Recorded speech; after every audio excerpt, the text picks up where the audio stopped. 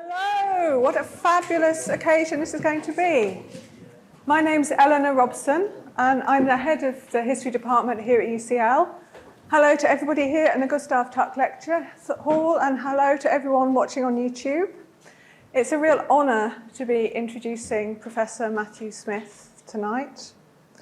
UCL, I think, is incredibly lucky to have lured Matt away from home, from the University of West Indies, where he was chair of the Department of History and Archaeology, and where he has established himself as one of the foremost historians of the Caribbean, in particular of Haiti, to come and join us as the director of what is now called the Centre for the Study of the Legacies of British Slavery, one of the university's flagship centres, which began under the aegis of Professor Catherine Hall, who I'm very pleased is here tonight as well, and with her team, Nick Draper, Keith McClelland and Rachel Lang really set up the study of what was then the legacies of British slave ownership to be real game changer in the way that we think about the way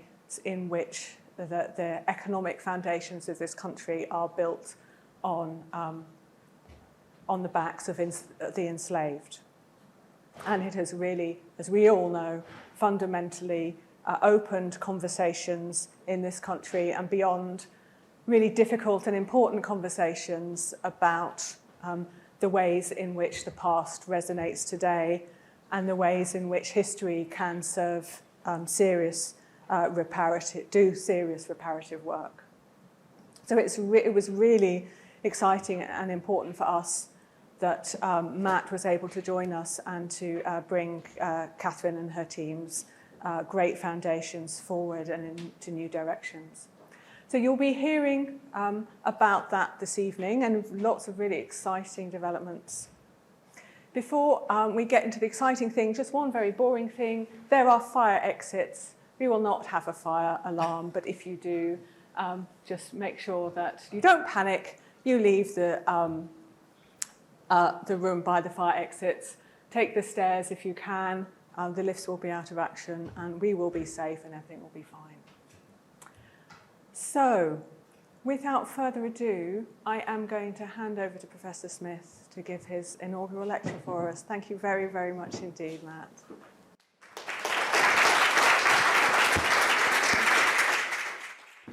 Good evening, everyone. It's good to see so many people in the room. And also, good evening to everyone who is tuning in online. It's a tremendous honor to be able to spend time with you and to share with you some of my work, some of the developments in my work over the course of my professional life.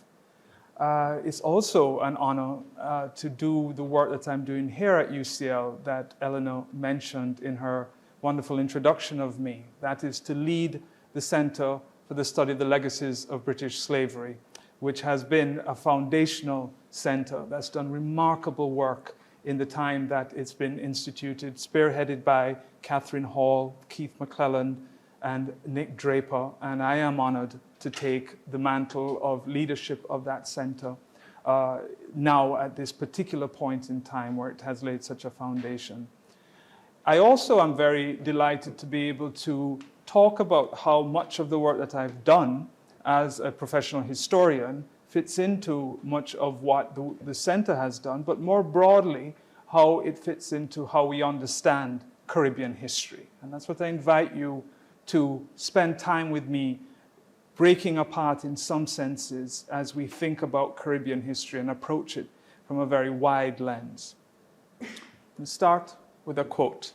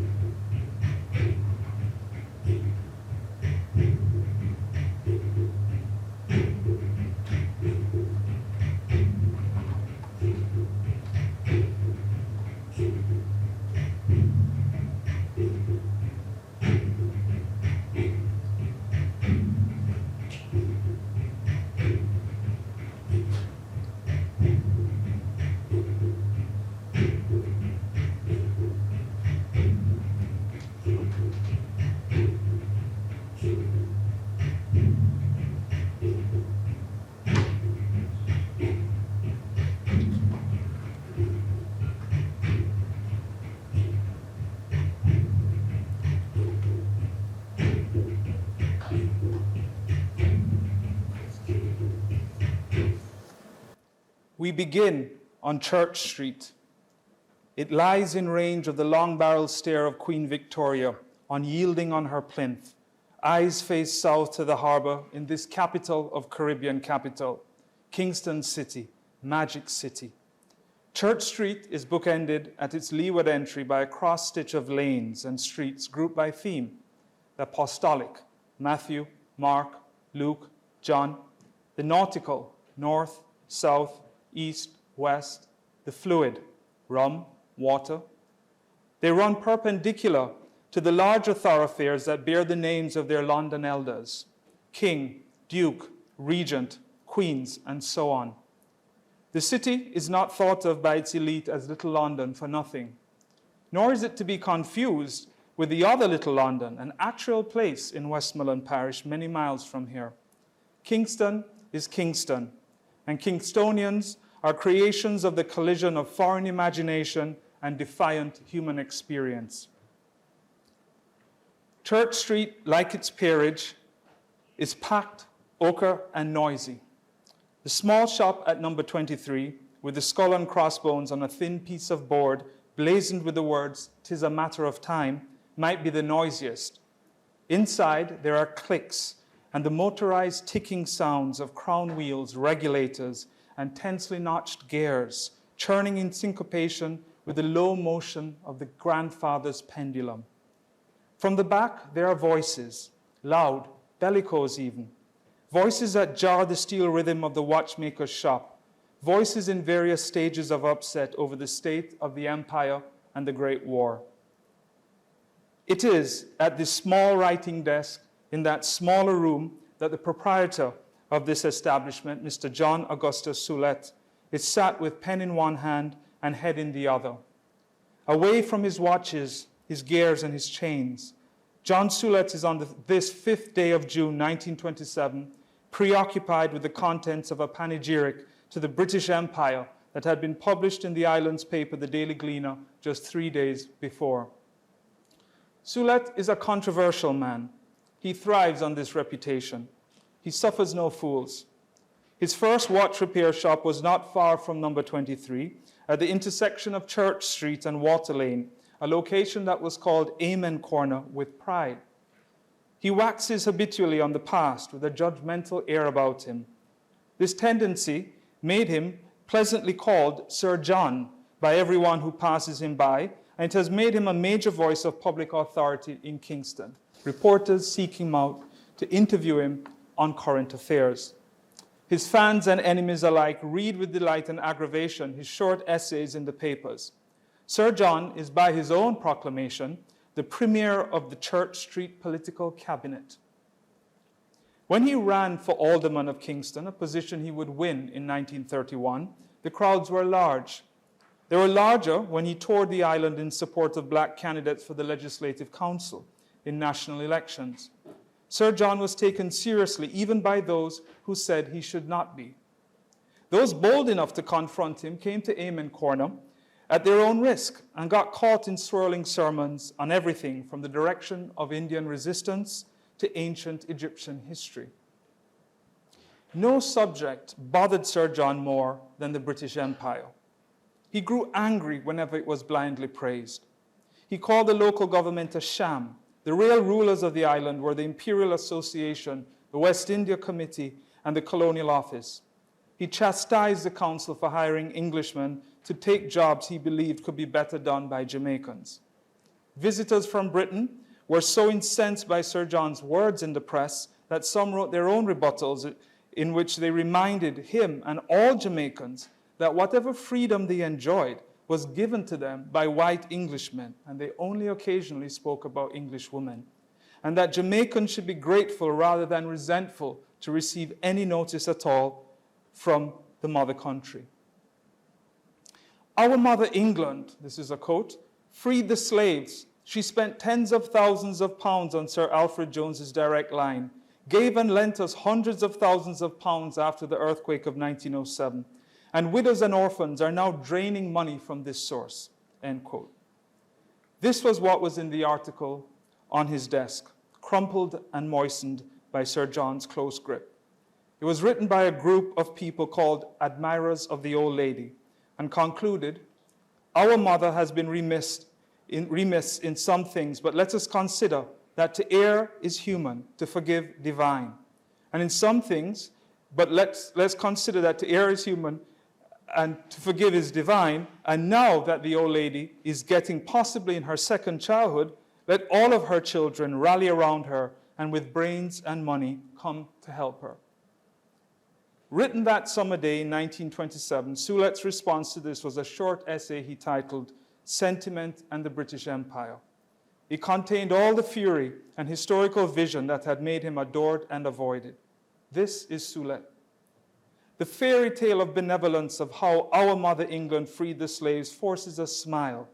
The aged nonsense of freeing the slaves on her plantations as a benevolent act is entertained only by vacuous minds which are unconscious of economic laws.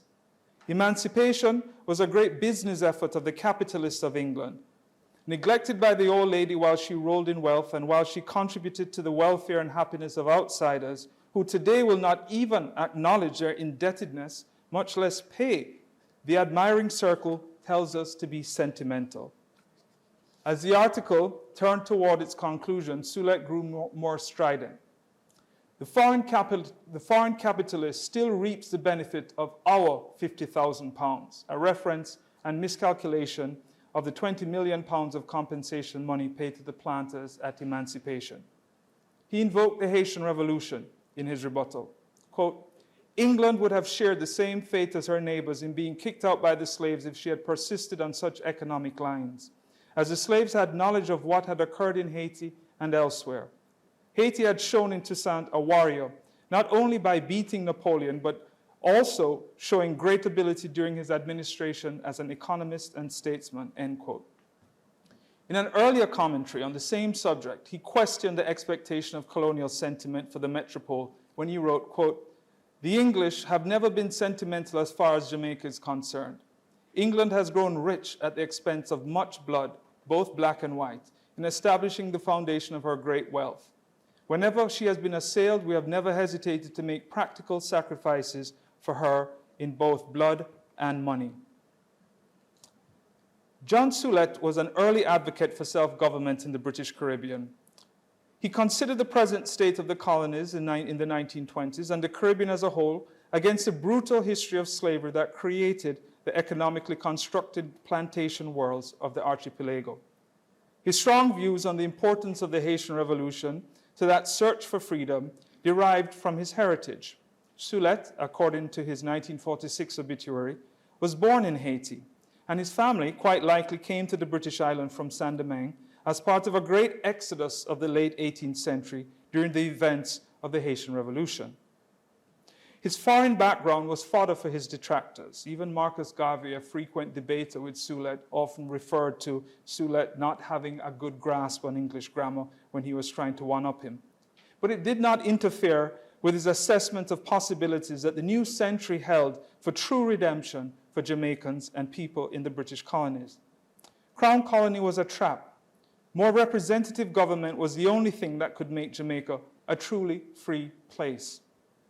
Soulet, his allies, like the Bahamian doctor politician Robert Love, who lived in Haiti for decades, and his sometime adversaries, like Garvey, always found common ground on the Haitian Revolution. The Haitian Revolution and the example of Toussaint Louverture was a binding force for over a century for Caribbeans who may have been freed from slavery, but still chafed under the hold of empire. Whatever Haiti's failings, the example of what it achieved was indication of the great capacity of black people. Haiti's independence in 1804, which brought both emancipation and decolonization, was a significant moment in Caribbean history. Jean-Jacques Dessalines, after Toussaint, and with thousands of determined freed people, took the country to their victory. The memory of this extrication of slavery and colonialism meant it was reflected dramatically in the broken, asymmetrical remains of Sans-Souci Palace.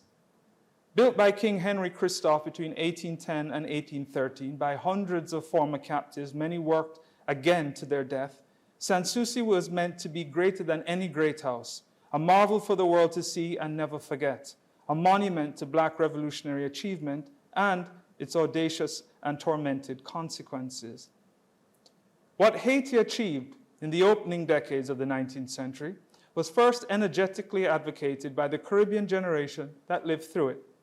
In the 1820s to the 1830s, when the British anti-slavery campaign was most fevered, Haiti was referenced by a middle class in Jamaica that desired a post-slavery connection with the Black Republic.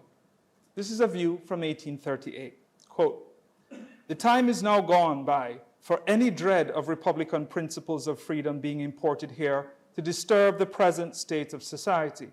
Slavery no longer exists. The people are now all free, so that the intercourse which might be established between Jamaica and Haiti should be started." It was Haitians who knew best how fragile that freedom was in those early decades. One of the leading political and intellectual men of the early republic was Joseph Balthazar Inaugural. Inaugural left Saint-Domingue in the 1790s, that was the French colony before it became Haiti in 1804, to take up exile in Jamaica with his family at the outbreak of the violence in the north. He would remain in Jamaica until 1802, when, according to him, this is his words, the Peace of Amiens between England and France took place, and as it was a question of returning to slavery in Santo Domingo, those who had been freed from it, and as the alternative of this new enslavement was to necessarily produce a collision between those who were to be re-enslaved and those who were to effect change. He then returned to Saint-Domingue for the final stages of the revolution, and this was his reason for returning. "I went for the defense of the freedom, since I could not bear prejudices of color," end quote. He would serve long years as Secretary of State under Alexandre Pétion and Jean-Pierre Boyer between 1820 to 1843. Inaugural was one of the engineers of the constitutional mechanisms intended to preserve Haitian freedom. Many of his actions, as those of his fellow statesmen, were driven by a desire to protect non-white freedom in a hostile world of empire, and peculiarly an authoritarianism in domestic affairs. To wit, Inaugural was both orchestrator of the appeal to African Americans to relocate to Haiti, where they would be considered freed people, and the Rural Code of 1826 that imposed highly restrictive control on freedom of movement of the Haitian peasantry. When a rising from the south overthrew Boyer in 1843, Inaugural fled once again into exile to British Jamaica, joining dozens of other Haitians in Kingston who would eventually be part of the deep network of 19th century Caribbean migration.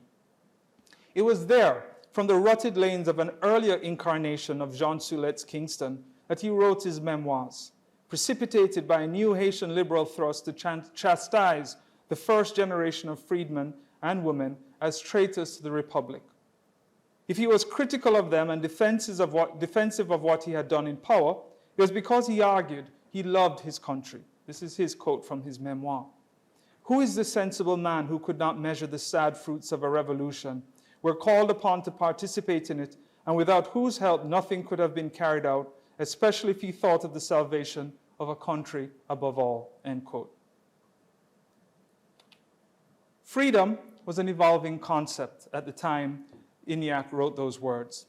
When slavery ended in the British Islands fully in 1838, the new context enabled freed people to seek degrees of autonomy over their lives. How they spent their time, who they worked for, what their children learned, and importantly, where they went, was part of a small power that they took seriously. But they were assessed by a colonial force that never ceased to remind them that their freedom was conditional. On the eve of full freedom, in July 1838, a Scottish missionary traveling around the island of Jamaica admonished the soon-to-be-free apprentices with these words: "If you become idle and careless, or allow the cultivation of the country to go back, you will fulfill all the predictions of your enemies and do more to perpetuate slavery than anything that has been done for many years. What will religion say? What will your friends in England say? What will the united and uplifted voices of the world say?" End quote. It was views like this that gave Haiti the prominence it enjoyed among a newly empowered non-white political class in the immediate post-emancipation period. Haiti, under Boyer, might have been undemocratic, as Haiti would remain for more than a century to come. But it demonstrated stability in the Caribbean under freedom. When Boyer fell by a coup, the first of many in Haiti, it did not dash hopes. In the crisis years of 1842 to 43, one Jamaican editorialist wrote of Haiti and Haitians this way. And this is an editorial from 1843, quote, "More has been expected of them, the Haitians, than would be from any other set of men. And this seems to us to have arisen out of the circumstances, the peculiar circumstances, namely the oppressions of Negro slavery, having been brought a nation of free men in the world. Granting all that has been alleged against Haiti and the Haitians to be correct, still the question recurs, would any other body of men placed in precisely similar circumstances have done better, on the whole, in the same period of time? They had obtained liberty by an exertion of physical force and could only hope to maintain it by the same means," end quote. The events that marked Haiti in the years after Boyer, coups, the Empire of Soulet in the 1850s, the Civil War of the 1860s, and the British Caribbean, the demise of King Sugar after 1846, immigration from Asia, more rigidly defined social divisions, the Morant Bay Rebellion in Jamaica in 1865, late century attempts at reorganization, a maturing sense of imperial neglect, and the expansions of new views of missionary civilization, all these events had transforming effects on interpretations of freedom. Half a century after freedom from slavery, the combination of these historical forces led imperial writers to conclude that black freedom had produced nothing of value in the Caribbean.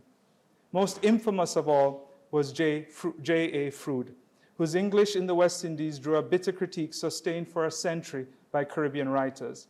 The Caribbean islands, according to Froude, and these were his words, were valued only for the wealth which they yielded, and society there has never assumed any particularly noble aspect. There has been no saint in the West Indies since Las Casas, no hero unless Philo-Negro enthusiasm can make one out of Toussaint. There are no people there in the true sense of the word, with a character and a purpose of their own," end quote. Froude, to be sure, was the best known of the English writers of Caribbean post-slavery freedom and cannot be properly analyzed in isolation of other writers of the period. But the views he expressed, whether common or not, betrayed the disconnect from what obtained in the region and what was being understood in the metropole. The half-century since emancipation in the British Islands was for the people in the colonies an opportunity to measure what they had become in freedom, presented in firm denial of Froude and others. In the book, What We Are and What We Hope to Be, published in 1888, Jamaican Reverend R. Gordon captured an attitude that will be espoused more vigorously later on. Quote, "It has repeatedly been asserted that the black population of Jamaica and by extension the Caribbean have had no history.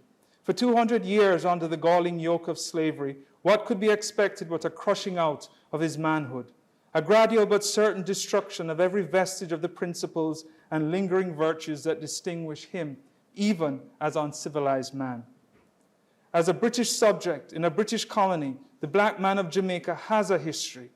There are not only probabilities, but possibilities in the Negro character which we trust time and favorable circumstances will develop," end quote. The future of black achievement that Gordon wrote about was fixed on the new century. Implicit in that program was a memory of slavery that was more explicitly connected with lingering European colonialism and the encroaching arm of US imperialism. In Port-au-Prince, in December 1903, a few weeks before the celebration of the centenary of Haitian independence, President Alexis encouraged supporters to post placards around the city in which the memory of 1804 was presented as a memory of oppressive white rule. The British consul in Port-au-Prince, Arthur Vansittart, worried that such feelings as evoked in the placards, and this is one of them here on the screen, would incite new violence against foreigners in the country. There were legitimate causes for concern. But what was also a cause for concern would be what happened if the United States came in. And this was a cause for concern not only in Haiti, but by people who had supported Haiti and aligned themselves with Haitian freedom in other parts of the Caribbean. Should such an event come to pass, the independence of Haiti would become a thing of the past, wrote a Jamaican commenter. Indeed, it is now merely a question of time when the Black Republic shall become a dependency of America, end quote. Alexis railed against such possibilities. He instructed adherents to place placards in the Capitol, other ones, that bore images of chained Africans underneath notices that said this is what Haiti would become if the United States was ever to occupy it. But Haiti was indeed tilting toward occupation, and what was considered there and elsewhere a surrender of its sovereignty. When in the 1920s, Jean Soulet, like so many other West Indians, wrote so admiringly of Toussaint as the avatar of Black freedom, they did so in a context in which Haiti had become, like Cuba, Puerto Rico, and the Dominican Republic, a country under the press of US military control. That Caribbean generation of the 1920s and 30s, the generation of Marcus Garvey and the UNIA, of Fernando Ortiz and Negrismo, of Jean Price-Mas and the Indigenistes, of jazz and the Harlem Renaissance, leftism and Ethiopianism, of Césaire negritude, the generation made by the Great War, that generation redefined freedom in relation to empire. The narrators of the 19th century that craved acceptance as freedom were caught in a vice that stymied independent imaginaries. If they were proud of their British subjecthood, it was out of an awareness of what that meant for their sense of identity and rights. They also understood, as Soulet did in 1927, that it was the blood and money of their ancestors that built the empire as much of that of any other British subject. Criticism of empire on the grounds that it reinforced Froude's dusty pessimism in Black destiny was not in opposition yet with imperial belongings. But when the British Islands marked their own centenary of emancipation, the articulators of this idea were clear on where they stood in the minds of the colonial elite. At the same time, some defended empire as the only source for order, and order as the only guarantor of freedom. Consider these views by Jamaican publics in August 1838 on the centenary of full freedom in Jamaica. This is the Attorney General for Jamaica, Foster Sutton. Emancipation is not only getting away from physical slavery, it is getting away from ignorance, superstition, suspicion, and fear. How far can Jamaica pride herself on freedom and emancipation in this wider meaning? We can only free ourselves. This is a very solemn thought, end quote. A prominent Jamaican social worker, Judith de Cordova, this is what she said. This beautiful island of ours that we all love is but a tiny speck in the world. If we all work together, if we root out and destroy graft and ganja, if we teach and make possible the use of birth control amongst the poorer classes, Jamaica will finally realize its freedom. Alexander Bustamante, Labour leader and future Prime Minister, said this: "Let us on this day, 100 years later, think of the good the Queen has done and continue showing our appreciation by doing nothing to disturb the peace and tranquility of the island," end quote. And finally, from New York, Reverend William Ernest, Archbishop of the African Orthodox Catholic Church and member of the Jamaica Progressive League, a group that was advocating quite fervently for self-government by then, said this: we are Jamaicans, not Englishmen. And Jamaica, not England, is our motherland. Therefore, let us from now on be loyal to Jamaica and to ourselves as Jamaicans, end quote. Real freedom for the Reverend and the other members of the JPL comes with self-government. It is apparent from these views how vexed the question of freedom had become by the late 30s. They cannot be abstracted from the context in which they were made.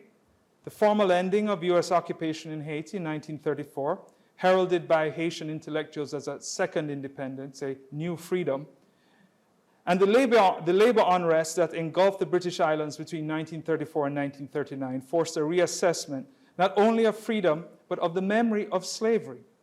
For all the effort that the colonial apparatus had made to disremember slavery and celebrate only abolition, the tensions along class, color, race, and imperial lines forced that memory to the surface of public discourse. In 1936, with the stirrings of antagonism already surfacing, Esther Chapman, a white British writer and playwright living in Kingston, sensed the volatility of how this history of the memory of slavery was shaping a new national consciousness. In a play that she wrote, which was staged in Kingston called The West Indies, She set a contemporary dinner party on the grounds of a former sugar estate. The party disturbed the unsettled ghost of an enslaved man who enters the living room in human form. He comments extensively on what he finds: the dress, the manners, the attitudes of the assembled colonials, the elite superiority, and concludes that a century after emancipation, the social circumstances had not changed. The play was regarded as offensive to the city's elite and did not last long, nor did Chapman's progressivism in the wake of the labor rebellions in 1937. Chapman's imagination was fiction, but the politics that nourished it were real enough. Outside in Kingston, Port of Spain, Bridgetown, Georgetown, Port-au-Prince, 20th century Caribbeans entering a new age of war found a redeemed urgency in their search for a lasting freedom. The early generation of Caribbean historians, inspired by these and other global events, wrote new interpretations of the past.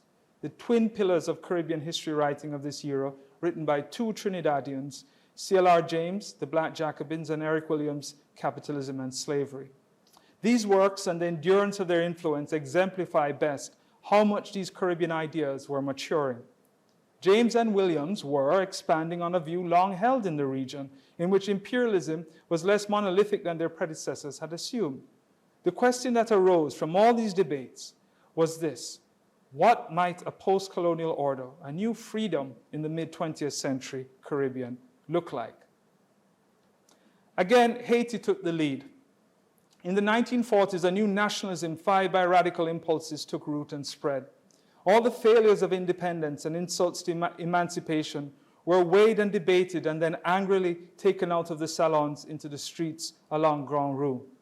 This period in the Caribbean search for freedom, a period I spent the first part of my professional career studying very closely, holds clues to the possibilities and perils of struggles for universal liberty as it was understood in the journey to full decolonization in the region.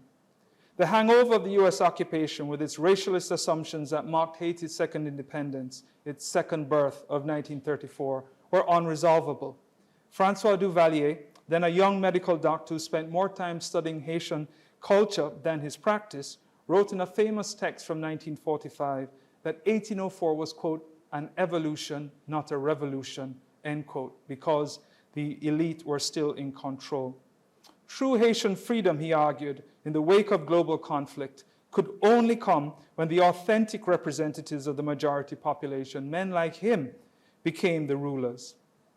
Max Sam, a founder and general secretary of the Haitian Socialist Party in 1944, and prominent opponent to Duvalierist Norism, because of his appeal to color over social class divisions, told me in an interview I had with him late in his life that the decision to create a real freedom through a black radicalism in the 40s was always going to be doomed because of the despotic traditions in the country.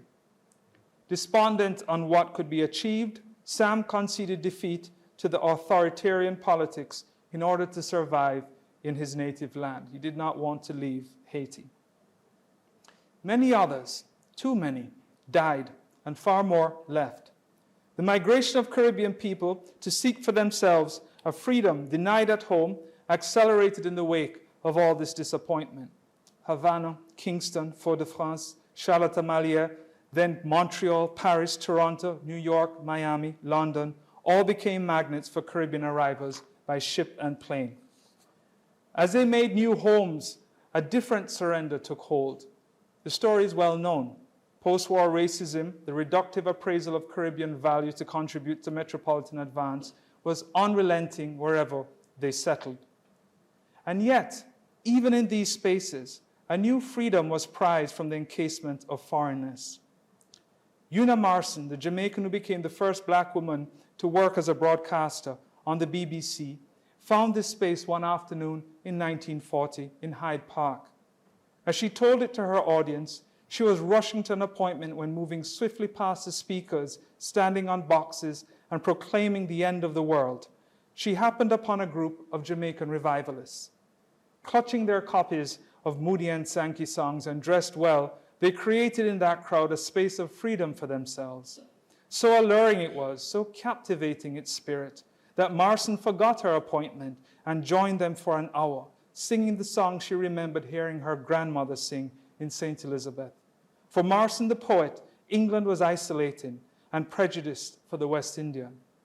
But for Marston the emigrant, these moments of life infuse the will to not just exist in the 20th century, but to make of the legacies of freedom, of migration, a way to preserve what had been gained since emancipation.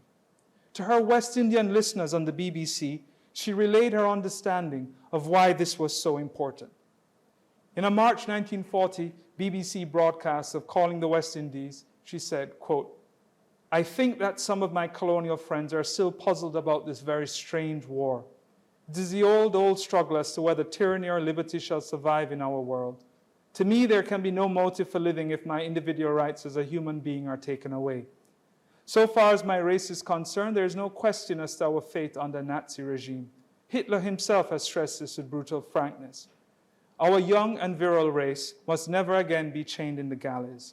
More and more I find myself bound up in the universal fight for freedom, for I know that if by any chance the Allies should ever lose this war, our hopes of greater freedom will be darkened for many decades to come." Back in the Caribbean, the events in Europe cast against the events at home in the 30s watered a fierce nationalism.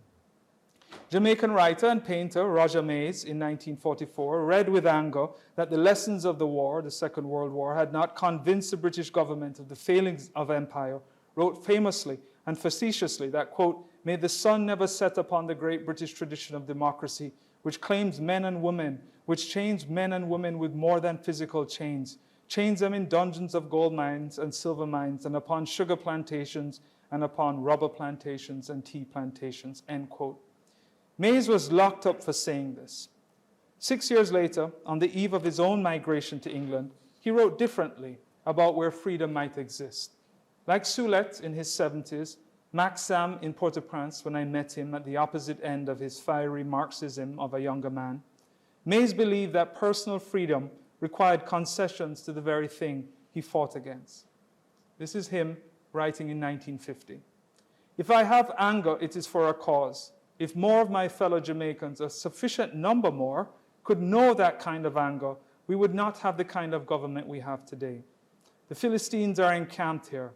They're not only encamped, they're securely entrenched." It is impossible to appreciate these contrasts in Mays' words without placing them within the context I have presented. To understand Mays' significance, his friend Norman Manley wrote, one has to begin by remembering that Jamaica belongs to an area that has a long and bloody history of battle and conflicts between European powers and a long and ugly history of colonialism and slavery. Mays and Marston would both return to the Caribbean, like so many others, who hoped that freedom in a post-war world would mean greater power for their descendants, for the descendants of the captives who made so much of this history. The late 50s brought the promise of something. The election of historian turned politician Eric Williams in Trinidad in 1956, the short-lived federation of the English-speaking islands, the Castro Revolution of 1959, the shimmer of democracy in Haiti in 1957. One of the slogans was, "Vote so that we can finally be free." And the acceleration towards full self-government in the British Islands in the 60s. All these movements made real the possibilities of freedom. In Haiti in 1946, the young radicals chastised their forebears for having failed. The revolt that they made was to be the fulfillment, they said, of the dreams of the fighters of independence. That project was usurped by Duvalier in 1957, who claimed himself the political heir to Dessalines. In the colonized British Islands, there were similarities. The youth that came of age in the 60s assessed the women and men of the 30s and rejected their approaches. Too many compromises had been made to colonialism. Walter Rodney, then a 20-year-old Guyanese history major in Jamaica, called for a complete decolonization of the university curriculum as the first necessary step in achieving the psychological freedom that colonialism had denied Caribbean people. This was the dawn of what came to be known in the Caribbean as freedom time, a time in which the memory of slavery was treated as mortar for building indigenous institutions. More powerfully, for rejecting external visions of Caribbean history. Stated with characteristic precision by Guyanese historian Elsa Govaya after independence in Jamaica in 1962, Caribbean societies were, quote, "still changing and still the same, end quote. In the reviews of Caribbean history that emerged in these years, slavery was the foundational horror. The generation that brought independence and were birthed in it were to be avengers of the Africans brought to the Caribbean in brutality. They were to avenge their more immediate predecessors, survivors who mostly lived in a confusion, and that was how they saw them, of British histories of themselves. The words again of Walter Rodney, the student, quote, linked with the externalistic approach to West Indian history is the fact that this history has been a colonial one. Hitherto, it has been assessed by people looking at it from a metropolitan point of view. It is one of the tasks of the historian of the West Indies to approach the society in a different manner and to lay emphasis on precisely what was going on within the region, end quote. Eric Williams, writing at the close of the 60s and with the confidence of leader and historian, was more acerbic in his attack on earlier historiography. Quote, the British historians wrote almost as if Britain had introduced slavery solely for the satisfaction of abolishing it. They have made such play of the compensation provided by Britain to the planters as wiping off the debt to the West Indians in respect of slavery, that it is difficult to not see in this attitude, developed and propagated over a century and a quarter, the explanation of the British government's attitude on the West Indies, end quote. These views, it must be repeated, emerged in freedom time, the heady years of the 1960s. The promise of new brought on by decolonization was tremendous. So too were the expectations. To make of the Caribbean and its history fertile ground for new growth brought terrific pressures on the new leaders. In the context of emergent African nationhood, civil rights, and the crush of economic challenges, centuries of colonial education that nothing worthwhile came from the Caribbean was absorbed by an angry generation demanding to make new visions of freedom. As Haiti and Cuba remained tied to one-party rule, and men who had vastly different views of what Caribbean freedom was to be, the newly independent Anglophone islands protested, wrote, and spoke about a new Caribbean black freedom. The political leader could take from this an opportunity to rise. Michael Manley, Jamaica's prime minister for the 70s, grasped this energy and what it meant for post-colonials. Manley would become a spokesperson of the region. In 1972, in the freshness of possibility, he wrote that slavery had conditioned the social circumstances that hindered Caribbean progress. Manley's words, the colonial system subsequent to the abolition of slavery continued to be oppressive in all respects other than the legal question of status that was involved in slavery. He continued, emerging from a background of sustained and total tyranny, it was inevitable that Jamaicans should enter the new conditions of legal freedom with a profound distrust of authority, which was inevitably associated with tyranny in the mind of every newly freed slave, end quote. It was not just detachment from authority. It was also a sense by the majority of Jamaicans that the nation itself could not be claimed by the descendants of freed women and men. Manley promised to repair that. It was not in the pages of his books, but on the hustings that Manley tapped into this sentiment about the deep scars of slavery. This is a man at his most rousing in 1976. We know that for 300 years we have lived under the system and all we got was slavery. And when we didn't get slavery, we got bad sugar prices. And when we weren't getting bad sugar prices, we were getting hovels to raise our children. And we said to the small farmer, we have said, you who took to the hills to escape slavery and have been condemned by capitalism and colonialism to the hillside lands for 420 years, we have said, come down off that hillside and enter into your patrimony upon the flat lands of your nation, end quote. It was not difficult to understand why Manley's coming to power in 1972, like the ending of the US occupation in 1934 Haiti, or British colonialism in the 60s, was regarded by a generation of the early 70s as, again, another era of new freedom. Manley's nickname was Joshua, and the slogan in 72 was, Joshua has set us free. None of this could be sustained. The pressures of expectations were far too great. Power's burden and temptations could not vanish in the afterglow of mesmeric oratory. Manley's critics charged him with tying Jamaica to a new form of oppression when he declared the country democratic socialist in 1974. Keeping Manley in power, one opponent said, was to, quote, vote Jamaicans into slavery, end quote. The use of the word slavery here is purposeful and illustrative of how it was used as a threat in the cut and thrust of political contests for power. The forces that brought the political visions of a new national freedom to a close in a wave of violence and the powerful aftermath of the Grenadian Revolution, another great promise of Caribbean freedom, dented public memory of the purpose and cause of this new freedom.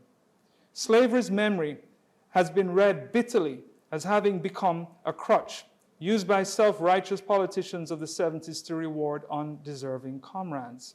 The inheritors of that recent history have not dissociated it from the longer history, and so many students of Caribbean history see those pivotal post-colonial years as part of a warping of public memory.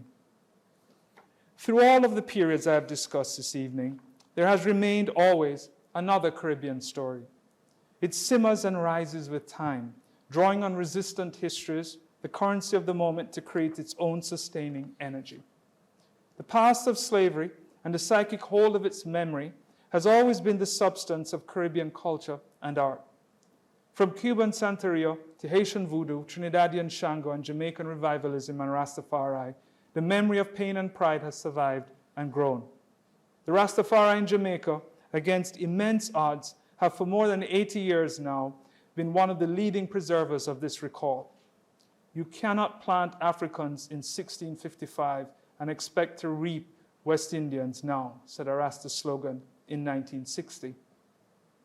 Reggae music carried the story of freedom more faithfully than the people entrusted with state power.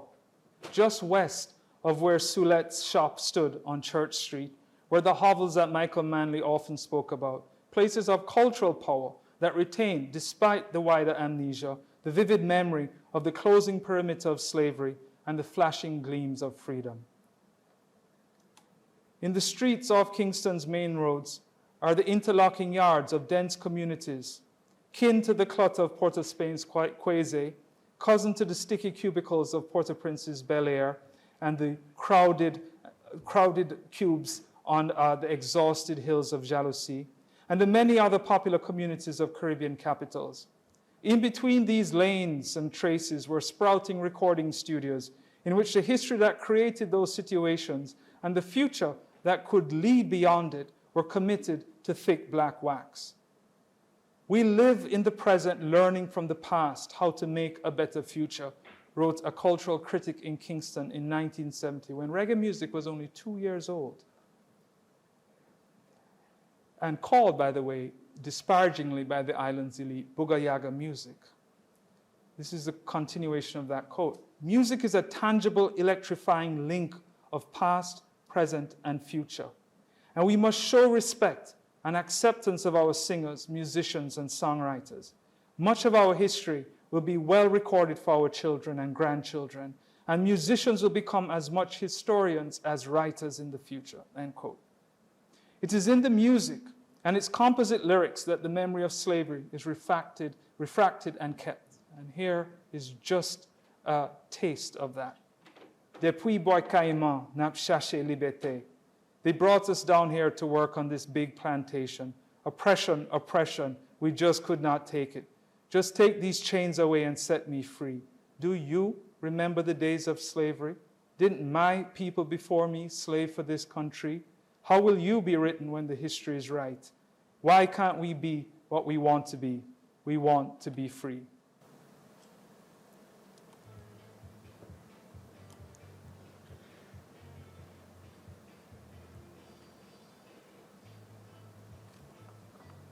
The history of the Caribbean people, as C.L.R. James concluded in his 1965 lecture that I cited earlier, is the history of freedom. But to know that history and the people who made it requires us to interrogate the ways in which freedom was a mobile concept, growing multifocal in the period after slavery, then becoming something else again after colonialism. These moments when it was battered, contested, and reshaped itself are too often glossed over and misunderstood within and outside the region. But they give us the pieces of the Caribbean story. It has been the chief concern of my scholarship to look at those pieces, to understand the processes by which freedom was created, changed, breathed, lived, and remade. It is what the historians before me demanded of the future, and it remains the central responsibility of all of us who study this place and people, who far more than has been acknowledged have been at the center of global history making. Thank you.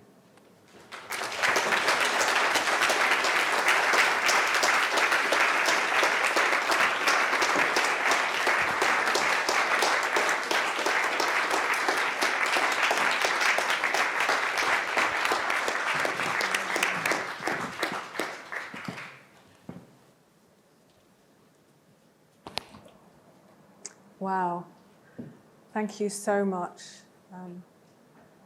Professor Smith, Matt, that was the most powerful and moving, deep and capacious study of a single word, the most profound concept over 200 years across the whole of the Caribbean and into Britain.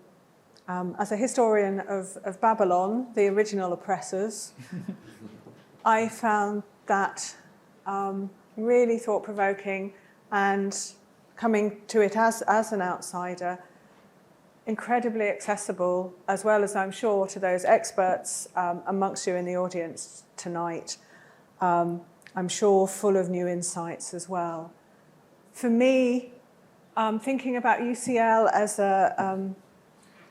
as the centre of excellence in intellectual history and the history of political thought, you gave us really profound new ways to think about those things.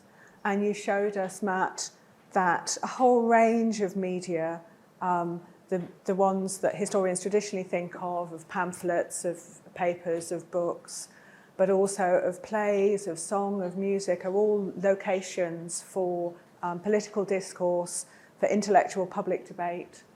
And for me too, again, as an ancient historian, I found your use of photographic images incredibly moving and immediate.